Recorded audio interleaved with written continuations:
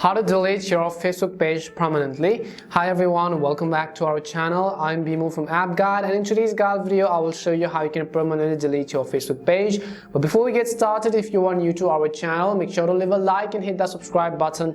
And without any further ado, let us get started with today's video. So first things first, make sure you have updated the Facebook app to the latest version. You can head over to your app store, in the search box type in Facebook, and go ahead and simply either download or update the Facebook app to the latest version. Once you have updated Facebook, I'm going to go ahead and then simply open it. The next thing you want to make sure is that you are logged into your account.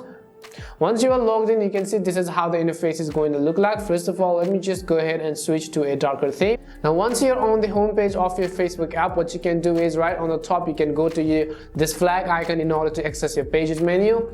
Once you come to your pages menu, you have to go ahead and simply select a page which you might want to delete. So go ahead and select any of the page which you might actually want to delete.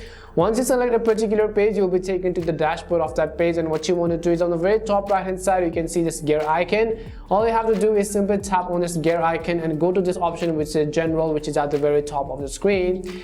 So go ahead and tap on the general option. As soon as you tap on general, over here you want to actually scroll down to the bottom of the screen, and you can see it says remove page. Once you click delete, it will be unpublished immediately and only admins will be able to see it. You'll have 14 days to restore it in case you change your mind. After that, your page will be permanently deleted. So all you have to do is tap on the delete button which you see, and if you delete your page, it will be unpublished, which means that it is going to remain private for the next 14 days. And after 14 days, it is going to be permanently deleted. If you want to change your mind, you can change it within the 14 days period of time. So what you have to do is you have to simply tap on this button which says delete page, which is on the right hand corner of the screen.